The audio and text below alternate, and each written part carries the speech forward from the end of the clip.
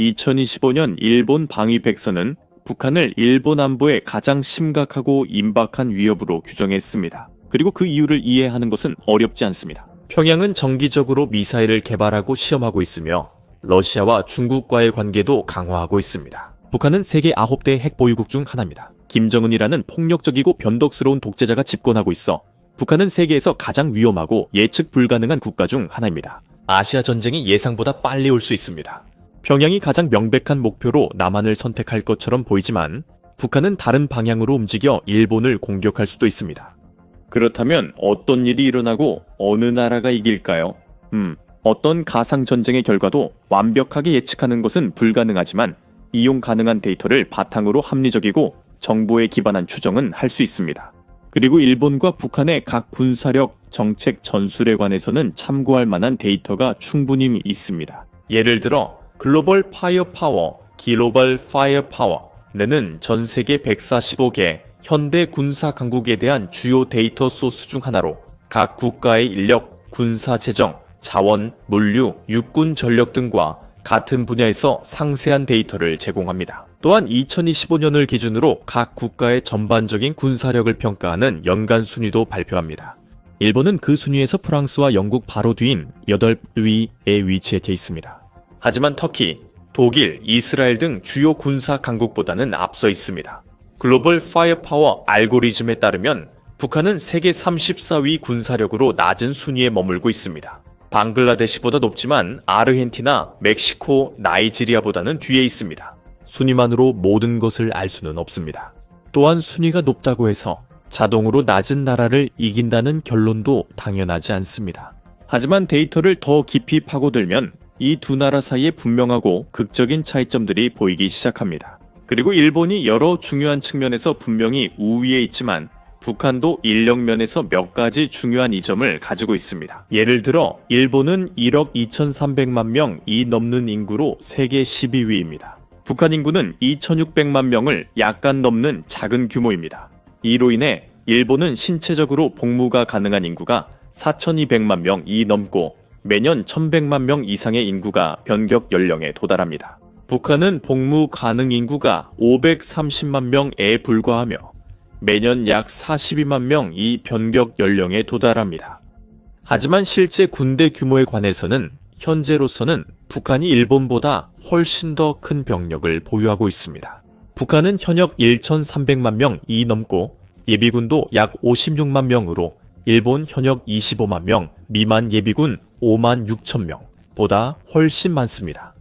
이것은 두 나라의 완전히 상반된 군사교리와 정책을 잘 보여줍니다. 북한은 오랫동안 자신이 적으로 여기는 국가들을 위협하고 겁주기 위해 힘을 과시하고 가능한 한 최대 규모의 군대를 구축하는 데 집중해 왔습니다. 미국, 대한민국, 그리고 일본과 마찬가지로 일본은 제2차 세계대전 이후로 주로 평화주의적 태도를 유지해 왔습니다. 이것은 주로 일본 헌법 제9조와 관련이 있는데 이 조항은 사실상 전쟁을 포기하고 국제 분쟁을 해결하기 위해 무력 사용을 금지하고 있습니다. 제9조는 또한 일본이 대규모 군사력을 구축하고 유지하는 것을 금지하지만 자위대의 존재는 허용하고 있습니다. 따라서 일본은 일반적으로 오로지 방어에만 초점을 맞춘 방위 정책을 고수하고 있으며 이는 국민과 국가의 기반 시설을 보호하기 위해 필요한 방어 조치를 개발하고 배치하는 데 중점을 두고 있습니다. 다른 나라를 공격하거나 침략하는 공격적인 군사력 대신 최근 몇 년 동안 본질적으로 제9조를 재해석하여 일본이 군사력을 강화할 수 있도록 하려는 시도가 있었습니다. 특히 이 지역 전반에 걸쳐 긴장이 고조되는 가운데 이러한 움직임이 두드러지고 있습니다. 그리고 일본이 공격을 받는다면 결코 가만히 앉아서 그 결과를 감수하지 않고 반드시 대대적인 보복에 나설 것이라는 점을 주목해야 합니다. 또한 북한과 일본 사이에 전쟁이 벌어진다고 해도 양측의 병력 수가 그다지 중요하지 않을 수 있다는 점도 주목할 만합니다. 두 나라 사이에 육로 국경이 없고 일본해로 분리되어 있다는 사실을 감안하면 북한이 일본 본토에 상당한 규모의 군사력을 집결시키는 것은 매우 어려울 것입니다. 북한이 방대한 군대의 일부라도 바다를 건너 일본 영토로 이동시키려면 엄청난 수의 수송기와 상륙정이 필요할 것입니다. 일본은 홈그라운드 이점과 강력한 공군, 해군 전력으로 침공 시도를 막을 수 있습니다. 한국 선박을 격침시키고 비행기도 가까이 오기 전에 하늘에서 격추할 수 있습니다. 동시에 북한의 특수부대를 포함한 소수의 북한군만으로도 잠재적으로 막대한 피해를 입힐 수 있습니다. 예를 들어 1996년 강릉 잠수함 침투 사건 이후 단 20명의 북한 공작원을 찾고 제거하는데 약 6만 명의 한국군이 동원됐습니다. 더 거슬러 올라가 1968년에는 단 31명의 북한 특수부대 병력, 이 남한 대통령 암살 계획을 거의 실행에 옮길 뻔했습니다. 이것은 평양의 최전계 병사들이 얼마나 치명적이고 포착하기 어려울 수 있는지를 보여줍니다. 그리고 그들 중 일부가 일본에 침투한다면 혼란을 일으키고 주요 정치 및 군사인사 암살을 시도할 수도 있습니다. 이 병사들 중 상당수는 우크라이나 전쟁 경험이 있어 이점이 있습니다. 북한은 러시아 지원을 위해 군대 일부를 파견했습니다. 최근 다행히도 일본은 가장 가까운 동맹국 중 하나인 미국과 함께 특수부대 침투에 대응하기 위한 계획을 마련해 두고 있습니다. 일본은 북한군이 자국 영토에 진입할 경우를 대비해 수많은 훈련과 비상계획을 마련해 왔습니다. 예를 들어 작전계획 5055는 일본이 전국에 주둔한 미군과 함께 공격에 어떻게 대응할지에 대해 구체적으로 명시하고 있습니다. 전국의 전략적 요충지와 기반 시설을 보호하기 위해 병력을 동원하고 자산을 배치합니다. 그래서 더 큰 군대를 보유하고 있음에도 불구하고 북한은 그 군대를 최대한 활용하는 데 어려움을 겪을 것입니다. 이것은 그 나라 육군에도 거의 동일하게 적용됩니다. GFP는 북한이 규모에 비해 강력한 지상 전력을 보유했다고 언급합니다. 북한은 4,300대 이상의 전차 18,000여 장갑차, 2,000문 포병 1,500대 이동식 로켓 발사기를 보유한 반면 일본은 500여 전차 600문 포병 50여 대 이동식 로켓 발사기만 보유하고 있습니다. 최근 자료에 따르면 일본은 장갑차를 북한보다 더 많이 약 3만 2천 대 보유하고 있습니다. 다시 말해 이것은 두 나라가 방위와 전쟁에 대해 갖고 있는 상반된 시각과 연결됩니다. 북한은 가능한 한 많은 힘을 모으기 위해 필사적입니다. 일본은 대규모 전차 부대보다 세계 최고 수준의 방공 시스템과 요격 미사일 등 방어 능력에 더 투자하며 순수 방어에 집중하는 것을 선호합니다. 수치상으로만 본다면 이 분야에서는 북한이 두 나라 중 더 강한 편입니다. 하지만 전쟁은 수량뿐 아니라 품질도 중요합니다. 북한은 수천 대 전차를 보유하지만 세계 최고 수준은 아닙니다. 실제로 평양의 무기 대부분은 오래되고 낡았으며 정말로 오래되고 낡았습니다. 좀 더 정확히 말하자면 북한은 실제로 2차 세계대전에 등장했던 소련제 T-34 주력 전차와 같은 모델을 사용하고 있습니다. 또한 북한은 T-54, 55 중국제, 59식 소련제, T-62, M 등 구식 전차를 많이 보유하고 있으나 이들은 전투 성과가 낮습니다. 더 현대적인 4세대 또는 5세대 전차와 1대1로 맞붙게 된다면 북한에는 천마호와 선군호 같은 자국산 전차도 있습니다. 북한 당국은 이들 전차의 기술 사양과 성능에 대해 극도로 비밀을 유지하고 있습니다. 하지만 평양이 사용할 수 있는 자원이 제한적이라는 점을 감안하면 이 전차들이 현대 전투 상황에서 특별히 효율적이거나 효과적일 것으로 기대되지는 않습니다. 많은 분석가들은 북한 전차를 바퀴 달린 죽음의 함정이라 부르며 장갑과 무장, 결함을 비판합니다. 세계 주요 전차와 비교했을 때 미국의 에밀 A. 에이브럼스나 한국의 KI 흑표와 같은 전차들과 비교하면 일본의 주력 전차는 10식 전차입니다. 이 전차는 미쓰비시 중공업에서 제작한 4세대 모델로 일본이 세계적으로 자랑하는 첨단 기술과 함께 화력, 기동성, 그리고 정교한 균형을 자랑합니다.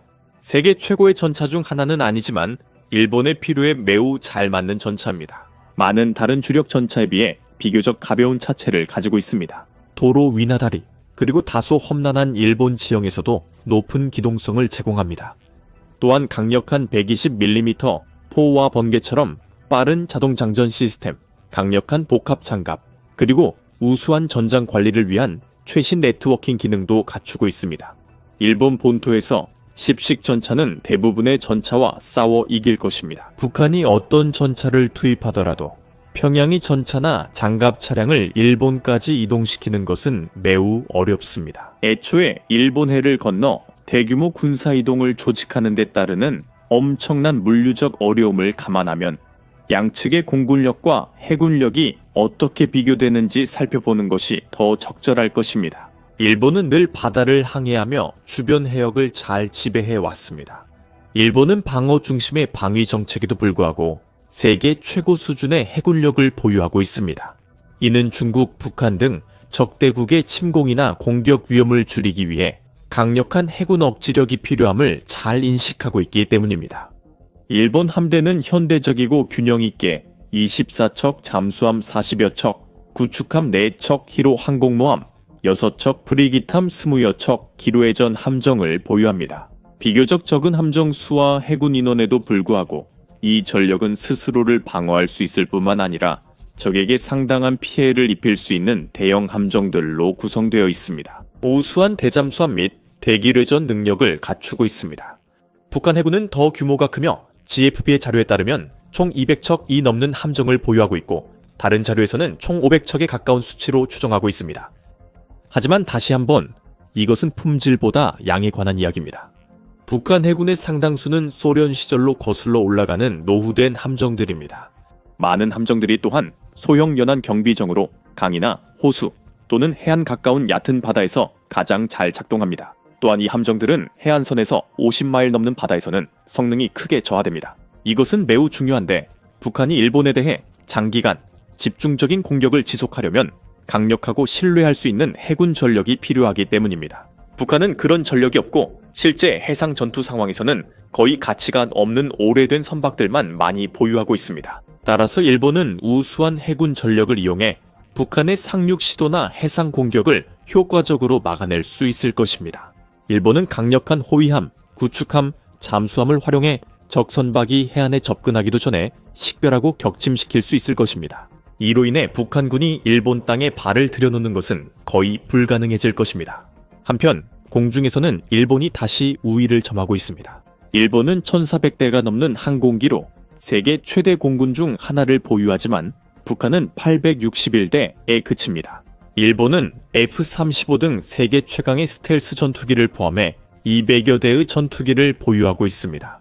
일본은 55대의 수송기 400대가 넘는 훈련기, 140대가 넘는 특수임무 항공기 10대의 공중급유기, 그리고 119대의 공격 헬기를 포함해 거의 600대에 달하는 헬리콥터를 보유하고 있습니다. 북한은 거의 모든 부문에서 훨씬 적은 수의 항공기를 보유하고 있지만 전투기 부문에서는 약 368대로 더 많은 전투기를 보유하고 있습니다.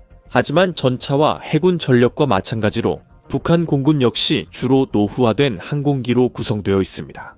일부 항공기는 80년이 넘은 것으로 추정되며 실제 작전에 투입되기에는 전혀 적합하지 않은 상태입니다. 21세기에 들어서도 북한의 많은 항공기는 구식 소련제와 중국제 모델입니다. 이 항공기들은 일본 동급기와 공중전에서 승산이 거의 없습니다. 이 때문에 북한이 일본을 상대로 공중 공격을 시도하더라도 엄청난 어려움에 직면하게 될 것입니다. 도쿄의 전투기들은 조종사들의 뛰어난 훈련 수준과 더 발전된 항공 전자 장비에 힘입어 하늘에서 우위를 점할 것입니다.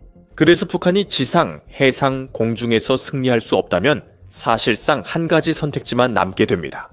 미사일, 그리고 덜하지만 드론과 미사일도 평양의 무기고에서 중요한 부분을 차지합니다. 북한군은 화성 12, 13, 14, 15형뿐만 아니라 KN, 01 북극성 12형 등 다양한 순항미사일과 탄도미사일을 개발하고 시험해 왔습니다. 그리고 3형도 있습니다. 일부는 실전 배치됐고 나머지는 개발 단계에 있습니다. 그리고 북한은 자국 미사일의 능력을 여러 차례 과시하고 자랑해 왔으며 전 세계 거의 모든 표적을 타격할 수 있고 극초음속 속도로 비행해 방공망의 요격을 피할 수 있다고 주장하고 있습니다.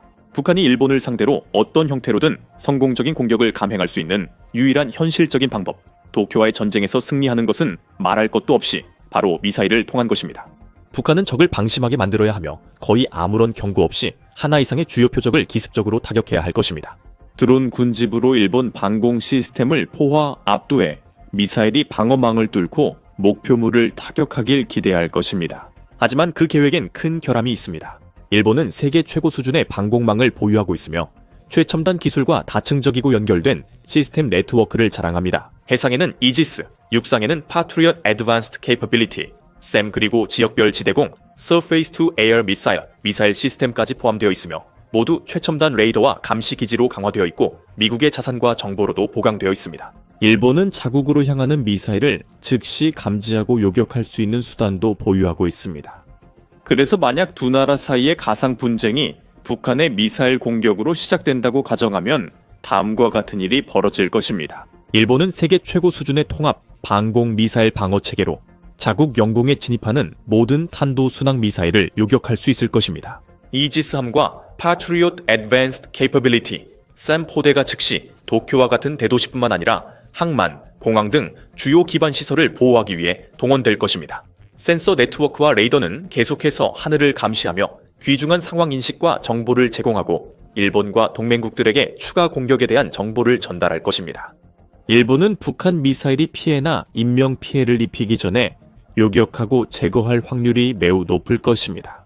하지만 모든 것은 어떤 미사일이 얼마나 사용되는지에 달려 있습니다. 북한은 일본 방어 체계를 시험하기 위해 중간 규모의 미사일을 먼저 발사한 뒤 드론과 추가 극초음속 탄도미사일을 동원한 대규모 공격으로 이어갈 수 있습니다. 북한은 해커로 구성된 사이버 군대를 동원해 일본의 시스템과 핵심 인프라를 내부에서 마비시키려 할 수도 있습니다. 하지만 성공은 매우 어려울 것입니다. 일본은 세계에서 가장 큰 기술 기업들과 최고의 사이버 팀을 보유한 기술 선진국 중 하나이기 때문입니다. 따라서 일본은 디지털 전쟁에 신속하고 효과적으로 대응할 것입니다. 그럼에도 불구하고 사이버 전쟁과 기습 미사일 공격이 결합된다면 일본을 약간이나마 방심하게 만들 수 있습니다. 하나 이상의 미사일이 목표 지점에 도달할 수 있고 이는 대규모 인명 피해로 이어질 수 있습니다. 특히 도쿄처럼 세계 최대 인구 밀집 도심에서는 더욱 그렇습니다. 어느 쪽이든 미사일이 방공망을 뚫고 통과하든 모두 격추되든 일본의 대응은 신속하고 단호할 것입니다. 일본은 곧바로 가장 가까운 강력한 동맹 미국의 지원을 요청할 것입니다. 미국은 일본 전역과 인도 태평양 지역 곳곳에 기지를 두고 있기 때문에 병력을 신속히 동원하고 전투기를 출격시키며 도쿄의 방어를 몇 분 만에 강화하는데 아무런 어려움이 없을 것입니다. 한국, 호주, 그리고 나토 회원국들을 포함한 다른 동맹국들도 이 일에 동참할 가능성이 높습니다. 또한 북한이 러시아나 중국의 지원을 바랄 수 있으나 이들이 미국이나 나토와 직접 충돌에 개입할 가능성은 낮습니다. 제3차 세계대전이 촉발될 위험을 감수하면서 평양은 거의 즉시 긴장을 완화해야 할 수도 있고 그렇지 않으면 미국에 의해 정권이 소멸될 위험을 감수해야 할 수도 있습니다. 요약하면 이 전쟁은 시작도 전에 끝날 것입니다. 그리고 핵미사일을 발사하고 완전한 파멸을 감수할 각오가 없는 한 북한은 승리할 가능성이 전혀 없습니다. 일본은 세계 최대 군대는 아니지만 방어 준비가 잘 되어 있으며 언제든 지원 가능한 강력한 우방국들이 있습니다. 이 영상에서 북한 정권 불안정이 제3차 세계대전을 어떻게 촉발할 수 있는지 더 자세히 알 수 있습니다. 또는 평양이 겉보기에는 인상적인 군대가 실제로는 기대만큼 대단하지 않다는 구체적인 예시를 보고 싶다면 김정은의 핵잠수함 중 하나가 얼마나 쓸모없는지 살펴보는 이 영상을 시청해보세요. 그리고 마지막으로 아직 구독하지 않으셨다면 저희 채널을 구독하고 알림 설정도 꼭 해주세요. 그래야 아시아를 비롯한 전 세계에서 발생하는 최신 군사 속보를 가장 빠르게 받아보실 수 있습니다.